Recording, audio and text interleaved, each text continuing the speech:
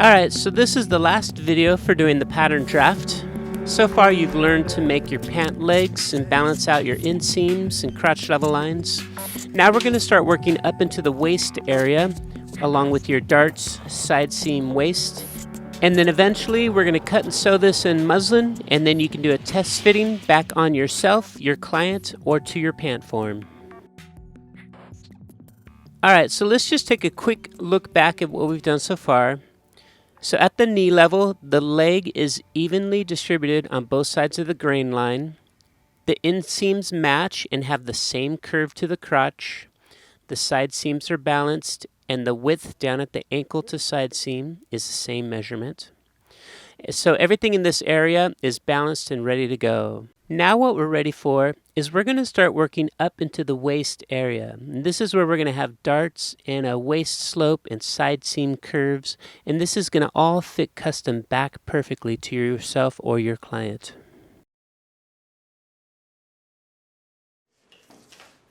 Okay, so this next part is fairly simple.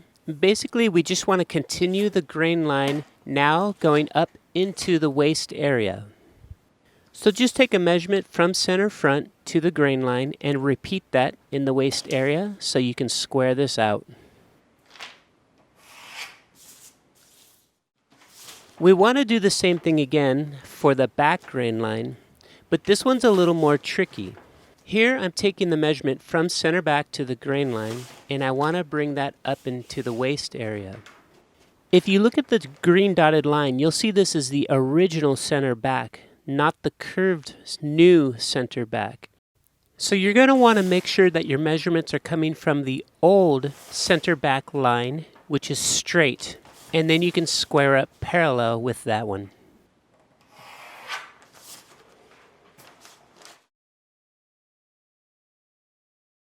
Okay, so we're going to want to establish our waistline.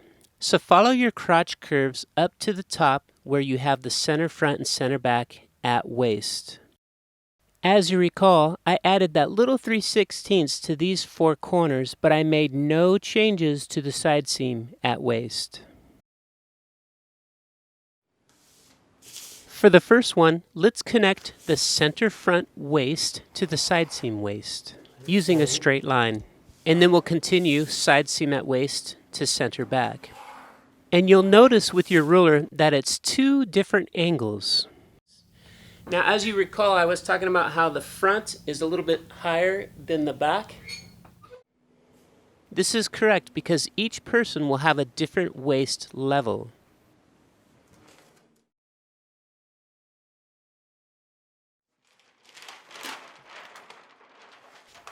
Alright, the next thing we're going to do is we're going to establish our hip curves along the side seam. So come and find your side seam at waist. And what we're going to do is we're going to measure 3/4 of an inch towards center front. And then again from the side seam, we'll measure 3/4 of an inch towards the back. And then circle those two new marks and get out your variform curve. What we're going to do is we're going to use the variform curve to match the side seam of your body. The side seam curve is the same as the variform curve. Before we change the side seam shaping, let's go ahead and erase all of the old words or any notes that you have in this area. And then making sure that the straight edge of the variform curve is down low by the hip level line. Let's label this inside the pattern draft, hip level. Let's start with the back hip curve, lining up that new waist dot, and you're going to blend into the side seam an inch before the hip level. Also take notice what the measurement is on your ruler, so as you flop it over, you'll still have the same exact measurement for when you do the front curve.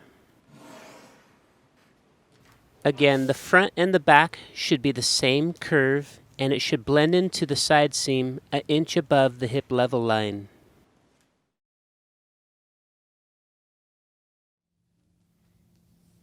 Now's the point when we're ready to start working on your total waist circumference. Since we're only drafting half of a pair of pants, we want to find out what is half of your total measurement. So for instance, mine was 25 and a half. 12 3/4. Divided by 2 is 12 3/4. Go ahead and take a minute to find out your measurement and be sure to write it down. Also, prepare a 1-inch piece of scrap paper so we can use this for our half measurement. Inside your textbook for the measurement charts, the front and back waist are already divided. I'm going to show you how to do this now. Once your paper is ready, measure the half distance of your total waist and mark it on the paper. And then let's also label this half of waist. And then we want to cut it to exactly that measurement. And then I want to take this piece of paper and I'm going to fold it in half again. So this is 1/4 of a waist. And this is how we're going to divide it up between the front and the back.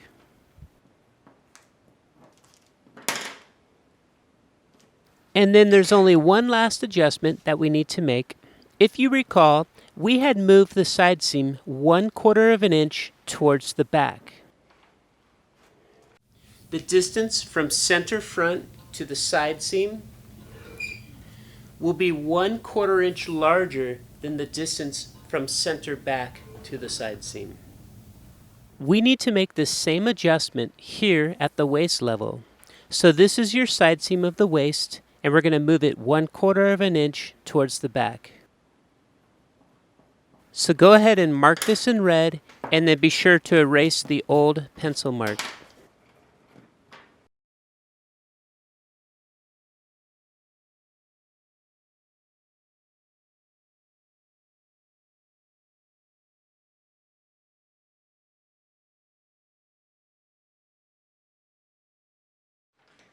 For this next part, we're going to need all of our pencils, plus now we need our highlighter, so be sure to have that ready. The full hip measurement is much larger than her waist measurement. So we need to form some darts to get rid of all this extra fabric.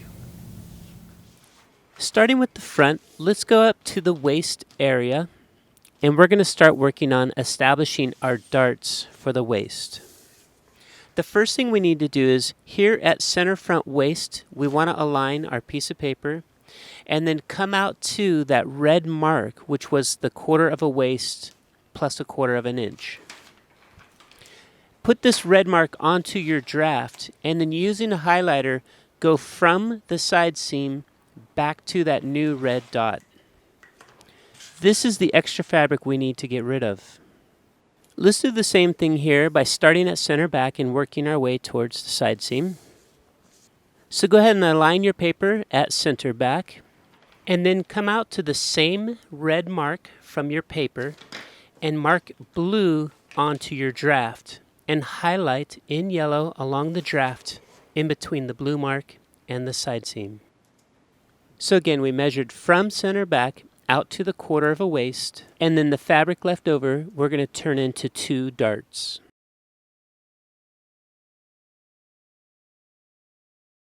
At this point, we've taken half of the waist measurement, divided it into quarters, and then we split up the quarters between the front and the back.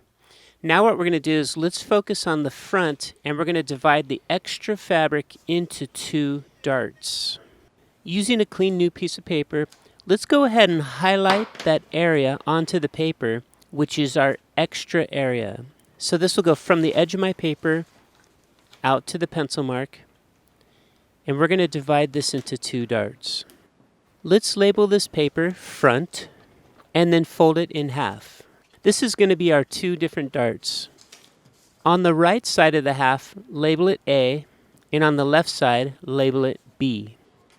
Be sure to put a pencil mark at the crease to divide the 2 darts. And then you also want to fold each dart in half so we can find the middle of dart A, and we also want to find the middle of dart B. Let's also make the outside edge of B a little bit longer. To make it easier to see both darts, here I'm going to draw an arrowhead for dart A and an arrowhead for dart B. So you can see the distance between the two of them, and it's equally divided. And there's also the center of dart A and the center of dart B. We're going to use this to line up the center of our darts.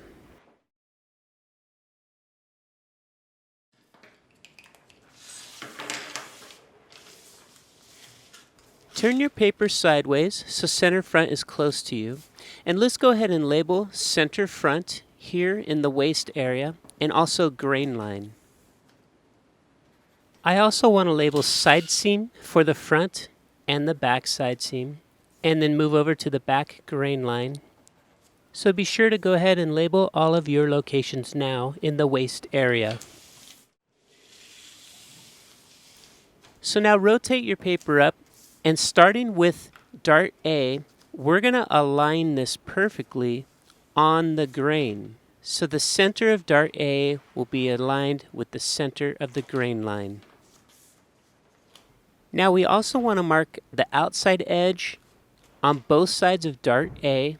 So now we have our dart legs for the total distance of dart A. Measuring down your grain line, we're going to go down 3.5 inches for your dart tip. Make a dot and circle it, and then go ahead and connect your dart legs back up into the waist area. Now we have our dart A completed, and the center of the dart is centered with the grain. Now we're ready to start working on dart B. So starting at center front, come out to the second dart leg of dart A and circle that. And then we're going to measure another 1.25 inches moving towards the side seam. So make a mark and circle it, and this is going to be the next leg for our dart B. So bringing in our paper here, we can align the outside edge of dart B and come over and get the full distance of the dart as well as the center. And let's label this B. Notice that I am completely ignoring the red dot. The first thing we need to do is we need to take the center of dart B and draw a line that is square with the waist. And again, we're going to measure down 3.5 inches and circle it. This is your new dart tip, so go ahead and connect your legs out to dart B. At this point, we no longer need the red mark or the highlighted area. So go ahead and cover that up and redraw the waistline.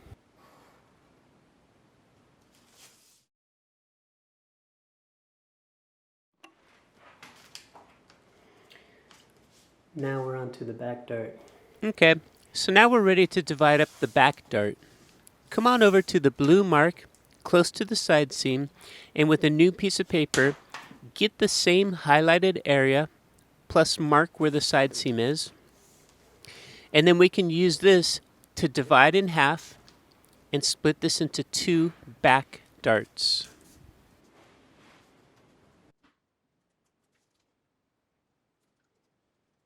Label C in the right side and D on the left side for our 2 darts. And then again, I'm going to put in some arrow tips and arrowheads so you can see the difference between C and D.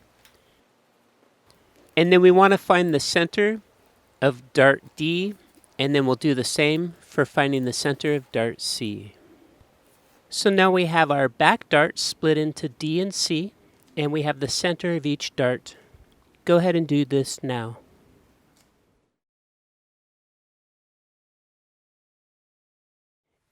If you take a look at the location for the back grain line, it's a little bit too close to center back, so we're not going to use this to line up dart D. What we're going to do instead is, starting from center back, measure along the waist 2 5/8 towards the side seam. This is going to be the first dart leg for dart D. So go ahead and find the outside dart leg and the center of dart D. Now we want to develop the dart length going downwards, and we want to make sure that the center of the dart is square with the waist. And you're going to measure down 5.5 inches, make a mark, and then circle your dart tip. From the new dart tip, you can go ahead and draw in your 2 dart legs to complete dart D. Starting from center back, move over to the outside dart leg from dart D. Same as the front. And same as the front, we're going to measure 1.25 inches towards the side seam. And this will be the next dart leg for dart C. Go ahead and label that C. And then let's line up our dart with the first dart leg, the outside dart leg, and the center of the dart. From the center of dart C, we're going to do the same thing. We're going to measure down 5.5 inches, make sure it's square with the waist, make a dot and circle it, and then go ahead and connect back to your dart legs. Along the back waistline, we still have that blue dot. Let's go ahead and cover that up because we don't need this information anymore. So let's do a quick review on how we got rid of this extra fabric in the waist. So basically we had extra fabric here and we turned it into dart D and dart C. And then from the front, the same thing, and we turned it into dart B and dart A. Now this will fit perfectly in the waist back on yourself or your pant form.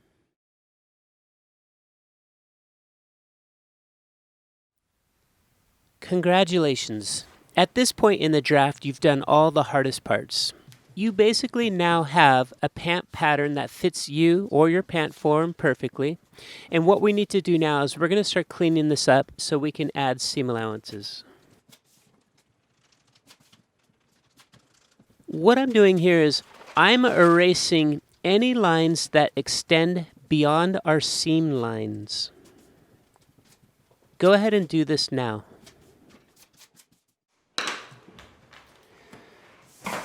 We're going to go ahead and separate them right down that old seam line.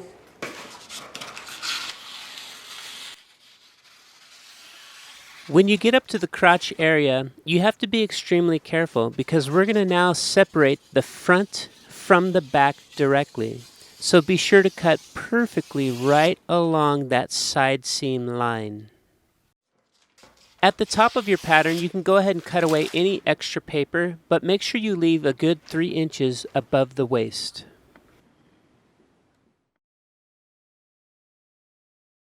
Before you start adding seam allowance to your pattern draft, we're going to want to true up the darts and add seam allowance to the darts first. So starting from center front, come over to the closest dart leg on dart A and crease right along that dart leg. Then starting from center front again, come over to the closest dart leg on dart B and crease that one as well. The next thing we want to do is we want to crease our paper horizontally along the dart tips. This will allow us to close the dart legs so we can start truing the waistline. Turn your paper lengthwise, and now we can close the dart legs going towards the side seam.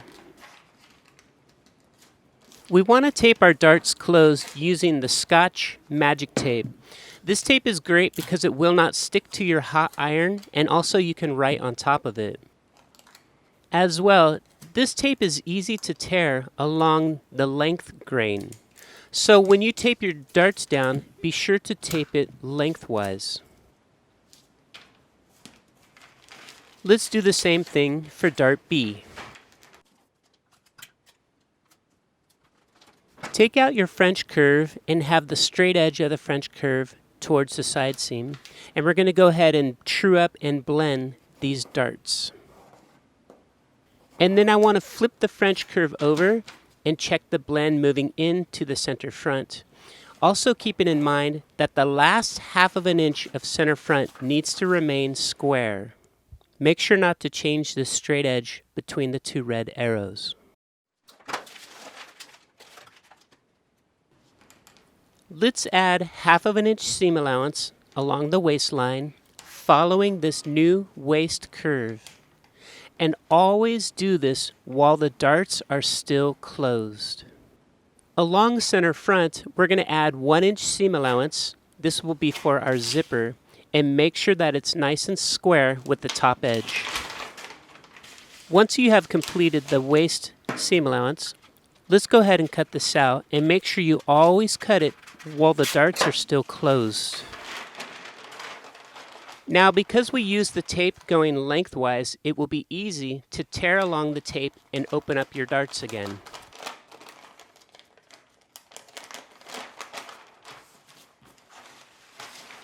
Because we cut through the darts while they were still closed, now we have the proper shaping at the dart tip. Go back and darken your dart legs, and be sure to draw this line all the way through the seam allowance.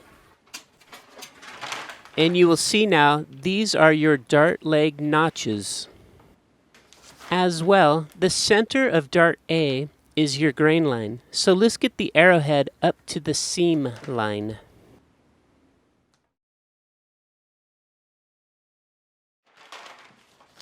Basically, we're going to do the same thing here for the back, but it's going to be the opposite. So start from center back and move towards the first dart leg of D, and crease that dart leg. And then starting from center back again, let's move out to the closest dart leg of C and crease that one as well. Now we want to crease your darts going horizontally along the dart tips. And then we will fold the dart legs going towards the side seam and tape them vertically. Take the time to go ahead and do this now. Using your French curve, have the straight edge towards the side seam, and we're going to true up these darts in the waistline. And then turning the French curve over, I just want to make sure it still blends nicely into the back. And notice the 2 blue arrows. I want to make sure that the waistline is square for at least 1/2 inch at center back.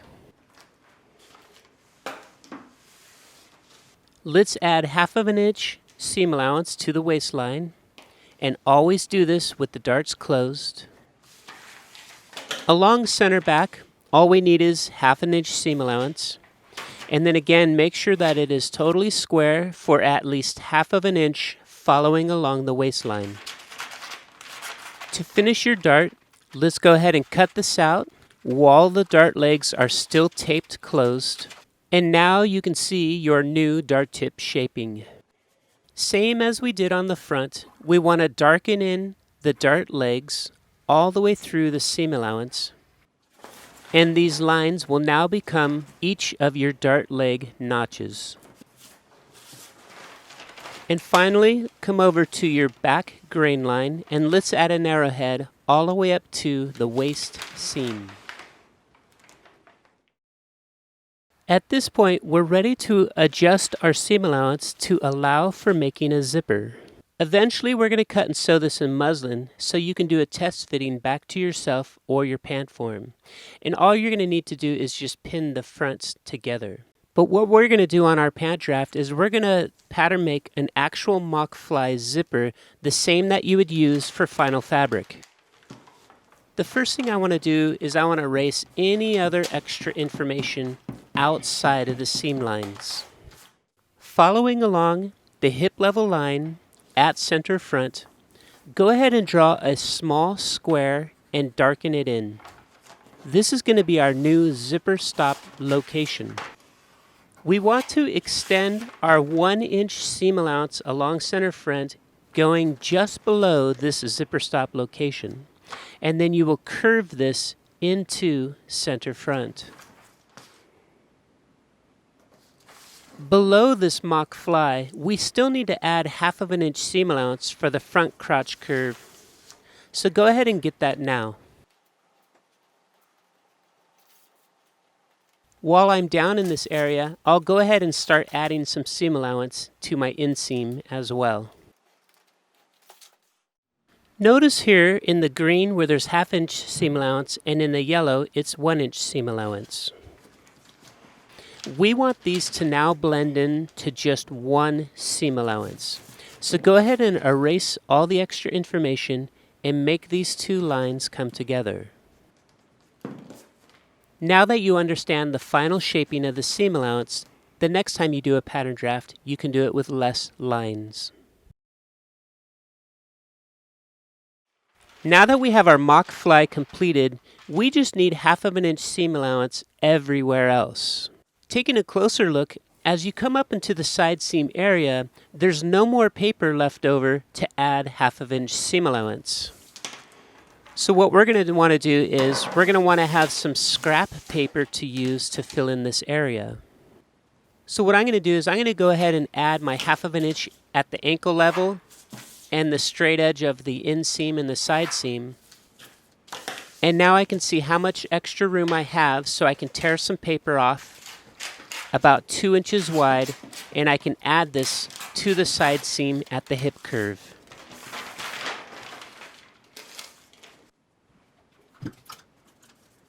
Take a minute to go ahead and tape this extra paper to the side seam hip curve, and be sure to get the front and the back. Now I can continue adding 1/2 inch seam allowance along this new piece of paper all the way back up to the waistline. I'm also taking a minute to tape down the edges at the corners to make sure that they don't curl up over time. And now I'm just going to finish getting the last of my 1/2 inch seam allowance all along the side seam as well as the inseam. Be sure to remember that below the knee is a straight line, but above the knee, the inseam is a curve. Now the front pattern piece is complete. Let's go ahead and do the same thing to the back. So remember, if you add 1/2 inch to the ankle, you could tear off some paper and add it to the hip curve. And then you can come back in and get your 1/2 inch seam allowance all the way around your back piece.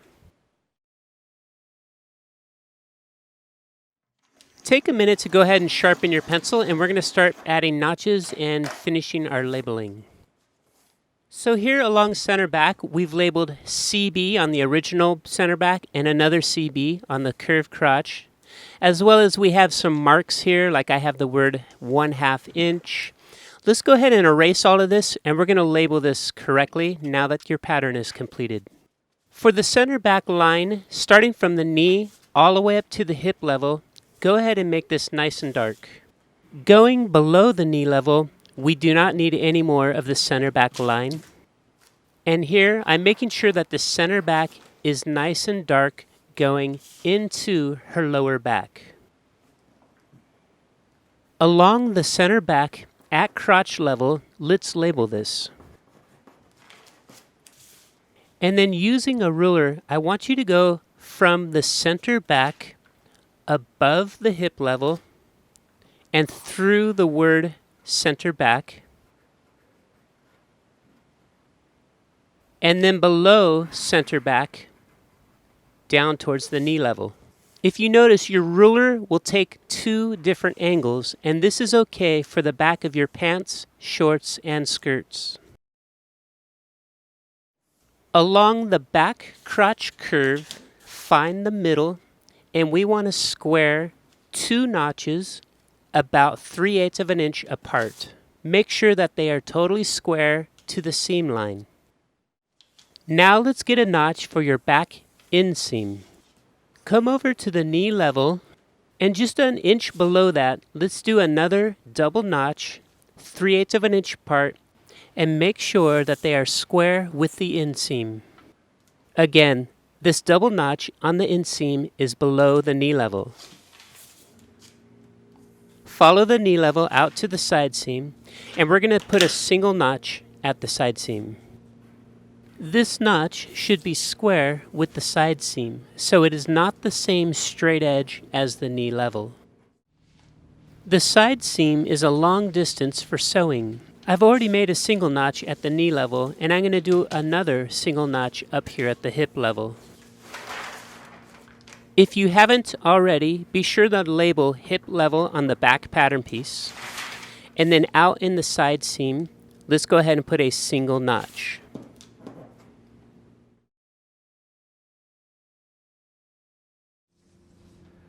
Taking a look now at your front pattern piece, we want the side seam to have the same notches as your back side seam. So come out to your knee level side seam, and on mine, I'm noticing I didn't erase the old line here in the seam allowance, so I'm going to erase that. And then I want to come in and square my ruler with the side seam, not the knee level. Now, when you sew your front side seam to your back side seam, the notches will stack right on top of each other.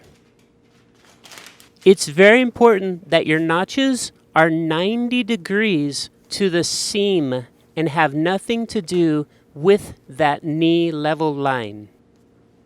Go ahead and double check yours now. On the front, let's also get our single notch for the hip level at the side seam.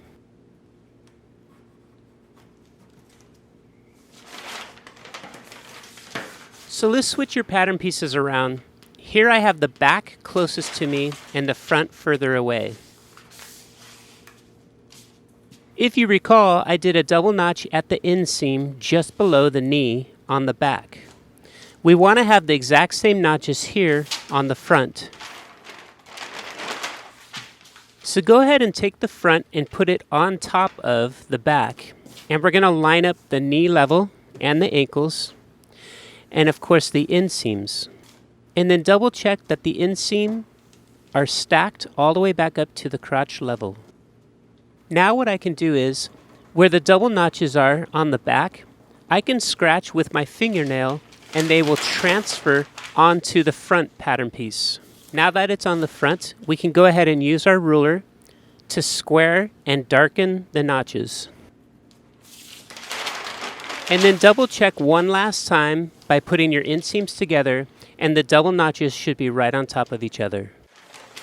Turn your front pattern piece over and come over here to center front, and we're going to put a notch for center front going into the waist.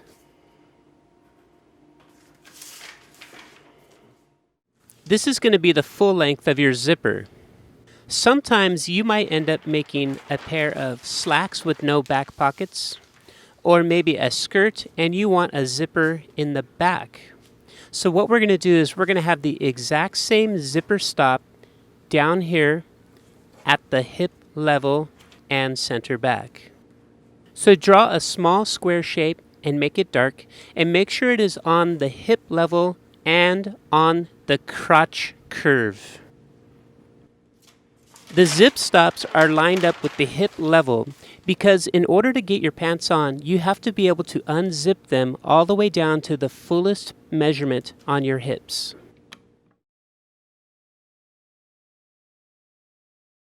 Okay, finally it is time now. We're going to label our patterns and we're going to be ready to cut and sew. Let's start here with the front pant draft. Following along the front grain line, we're going to start with a small box, and inside of this box, put the size of the pant that your draft is for. Include the word front pant sloper. Add either your name or your client's name. Put in today's date, and if you update or change these patterns, be sure to change the date as well. And then down here, we're going to put cut to main body. And of course, we're going to sew these in muslin, so if you want, you can say cut to muslin.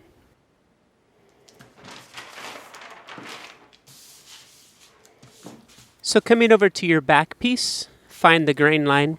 And again, we're going to put the same information in here. The size of your pattern, the word back pant sloper, your name or your client's name, and today's date. If you make any changes to this pattern, again, make sure you change the date. And then also put in cut to main body.